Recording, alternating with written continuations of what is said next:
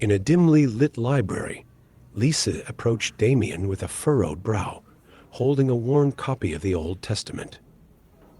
I've been grappling with something. The God portrayed in the Old Testament seems different, almost contradictory, compared to the New Testament. How do we reconcile this stark contrast? Lisa questioned. Damien, perusing a nearby shelf of theology books, turned to face him. It's a complex topic.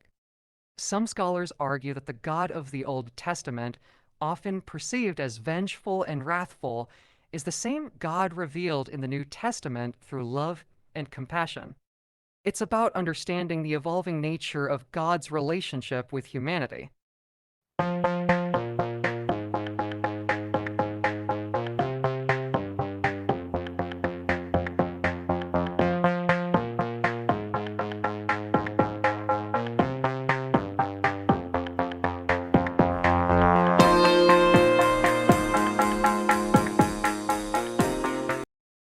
Lisa frowned. But it feels like two entirely different portrayals. How can a God who ordered wars and punishments be the same as the loving and forgiving God depicted later? Damien paused, considering Lisa's concerns. Your perspective aligns with the ancient theological view known as Marcionism. Marcion, an early Christian thinker, believed in two separate deities, one of the Old Testament, representing justice and law, and another in the New Testament, representing mercy and grace. I'm not saying I agree with Marcion, but it's essential to acknowledge the challenges in interpreting the divine. The Bible is a complex compilation of historical narratives, cultural contexts, and evolving theological understandings. Lisa nodded, absorbing Damien's response. So, are we meant to accept the contradictions or try to find a unified understanding? Damien smiled. It's a journey of faith and interpretation. Many theologians emphasize the importance of recognizing God's overarching narrative of redemption and love spanning both the Old and New Testaments. It's about seeking a deeper understanding of the divine nature and embracing the complexities inherent in our spiritual journey. As the two continued their discussion amidst the hushed atmosphere of the library, the ancient theological debate echoed through the shelves, underscoring the perennial quest for understanding the divine amidst the nuanced tapestry of sacred texts and human interpretation. In the vibrant streets of Rome, Marcion, a young man with an insatiable thirst for knowledge, finds himself immersed in the teachings of the early Christian community. Intrigued by the burgeoning faith, he becomes an avid follower, attending gatherings and studying the sacred texts. As Marcion delves deeper into the scriptures, he begins to grapple with a profound sense of disquiet. The God portrayed in the Old Testament appears markedly different from the compassionate deity revealed in the teachings of Jesus Christ. A seed of dissent takes root within him, challenging the harmonious unity that others seem to find in the sacred texts. Unable to quell the questions gnawing at him, Marcion decides to voice his concerns within the Christian community. At first, his inquiries are met with caution and reassurances that faith requires acceptance, but the flame of dissent within him only intensifies. Unbeknownst to Marcion, this internal struggle will set him on a path of theological exploration and philosophical questioning that will redefine his understanding of God and the Christian faith. In the solitude of contemplation, Marcion grapples with the dissonance between the Old and New Testaments. One evening, as he reflects upon the Scriptures, a moment of profound revelation washes over him. It is an epiphany that crystallizes his nascent doubts into a radical understanding. In this transformative instant, Marcion perceives a dichotomy between two distinct depictions of the divine, one stern, vengeful, and law-bound in the Old Testament, and the other benevolent, forgiving, and merciful in the teachings of Jesus Christ. The realization is like a lightning bolt, illuminating the corridors of his mind with newfound clarity. As the pieces of the theological puzzle fall into place, Marcion senses that the God of the Old Testament must be a different entity from the loving God revealed by Christ. This revelation becomes the cornerstone of his evolving beliefs, setting him on an uncharted course that challenges the prevailing orthodoxy of the early Christian community. With the weight of newfound insight, Marcion feels a profound sense of purpose, conviction that compels him to share his revelations with others. Little does he know that this epiphany will mark the genesis of a theological journey that will test the boundaries of his faith and lead him to confront the established norms of early Christianity. Armed with his newfound convictions, Marcion steps into the realm of theological discourse within the Christian community. Eager to share his revelations, he finds himself met with resistance, skepticism, and, at times, outright hostility. As Marcion articulates his belief in the dichotomy between the Old and New Testaments, the traditionalists within the early Christian circles view him with suspicion. His ideas challenge the established narrative, and whispers of heresy begin to circulate. Undeterred by the growing disapproval, Marcion attempts to engage in dialogues, seeking to explain the rationale behind his theological departure. However, the widening gap between his convictions and the orthodoxy of the Christian community only deepens. The disapproval transforms into open condemnation as Marcion's views gain traction among a small faction of followers who resonate with his interpretation. Accused of deviating from the fundamental tenets of Christian doctrine, Marcion experiences a painful estrangement from the very community he once sought solace in. In the face of mounting opposition, Marcion's resolve solidifies. Rather than retracting his beliefs, he decides to forge his own path, a path that will lead him beyond the boundaries of Orthodox Christianity and into uncharted territories, where the foundations of his faith will be redefined. Undaunted by the ostracism within the Christian community, Marcion resolves to embark on a transformative pilgrimage to the East. With a heart hungry for wisdom and a mind eager for enlightenment, he sets out on a journey that will take him through diverse lands and expose him to a myriad of philosophical perspectives. In the heartlands of the East, Marcion encounters Gnostic thinkers, mystics, and followers of various religious traditions. The air is thick with the scent of exotic spices, and the landscapes unfold like pages from ancient scrolls, revealing the profound wisdom of the East. Immersing himself in the teachings of different philosophies, Marcion finds resonances with Gnostic ideas that further align with his evolving theology. The concept of a dualistic cosmic struggle between the forces of light and darkness captivates him, reinforcing his belief in the distinct and opposing nature of the deities portrayed in the Old and New Testaments. The pilgrimage becomes a crucible of intellectual and spiritual growth for Marcion. As he absorbs the richness of Eastern thought, he refines and expands upon his own theological framework. The boundaries of his understanding stretch, and the once clear lines between right and wrong, good and evil, become more intricate and nuanced. By the time Marcion returns to the West, he carries with him not only a deeper comprehension of the divine, but also a synthesis of Eastern and Gnostic influences that will significantly shape the trajectory of his theological journey. The pilgrimage has laid the foundation for a more profound exploration of the mysteries that continue to unfold before him. Inspired by the insights gained from his pilgrimage to the East, Marcion returns to Rome with a burning desire to formalize his theological convictions. In the quiet confines of his study, he embarks on the meticulous task of compiling a set of writings that will articulate his unique perspective and challenge the prevailing Christian orthodoxy.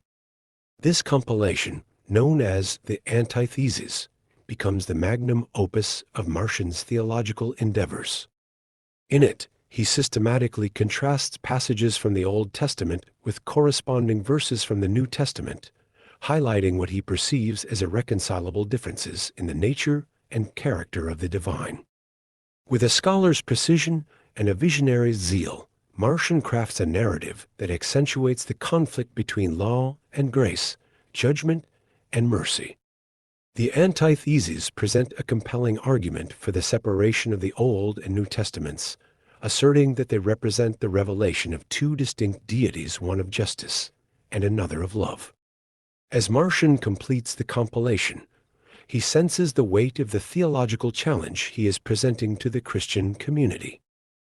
The antitheses are not merely a collection of verses, but a bold declaration of a divergent understanding of God, a declaration that will reverberate through the corridors of theological discourse and mark Marcion as a formidable figure in the annals of Christian history.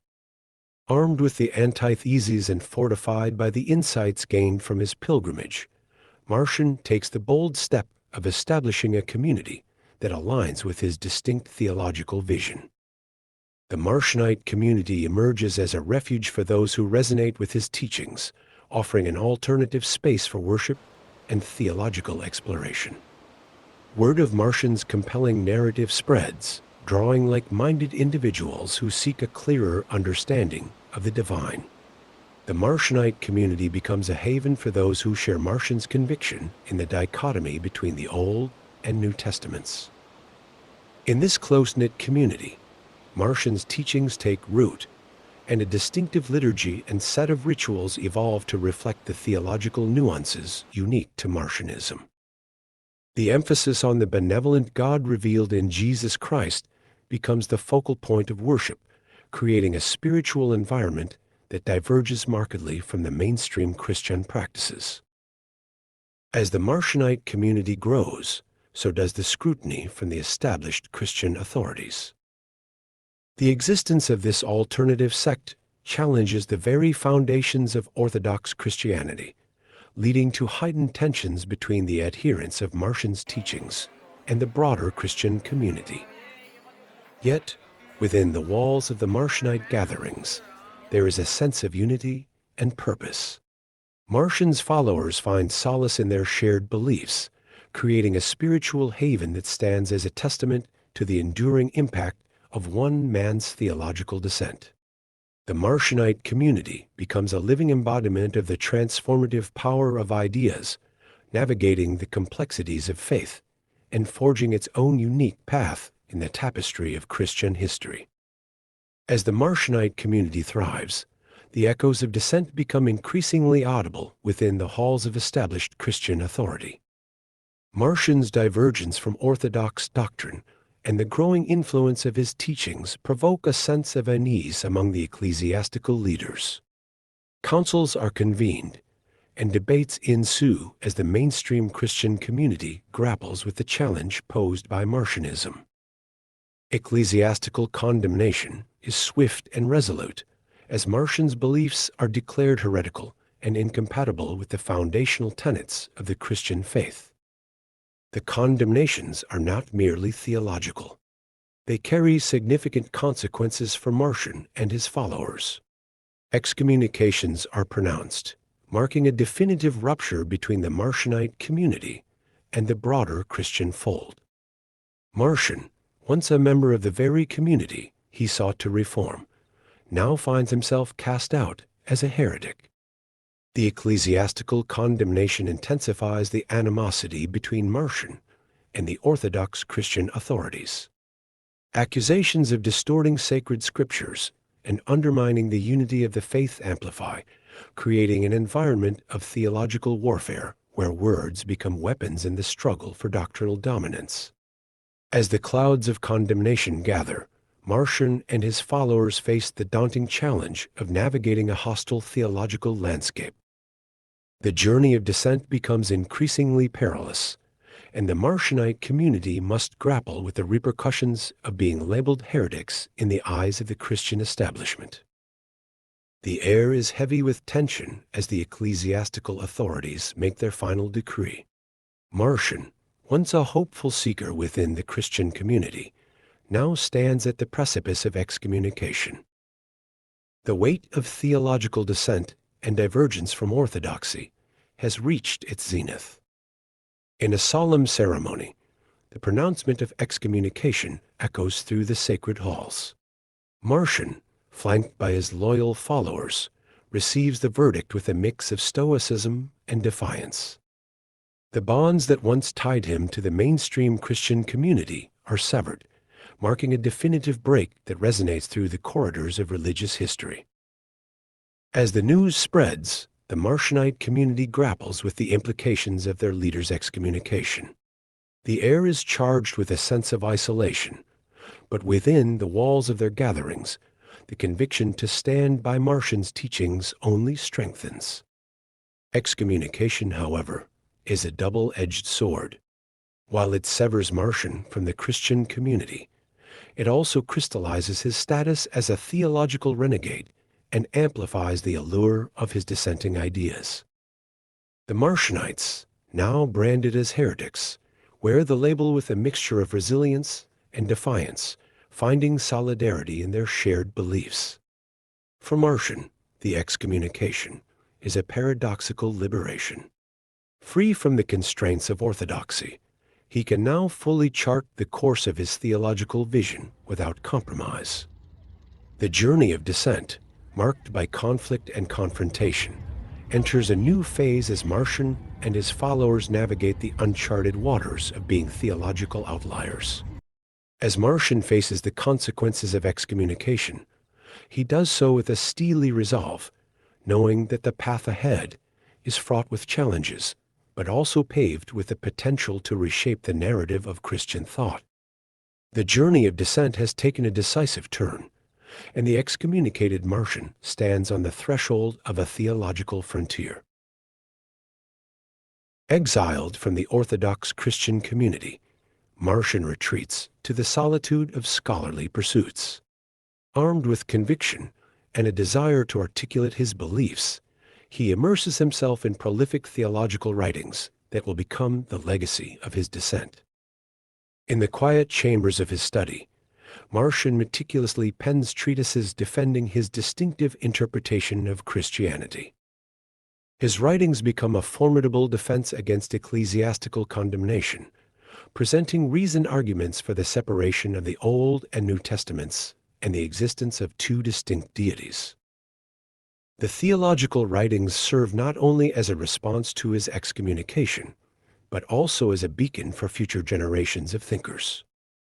Marcion addresses the challenges hurled at him by the orthodox Christian authorities, drawing upon his deep understanding of scriptures, philosophy, and the mystical teachings encountered during his pilgrimage to the East.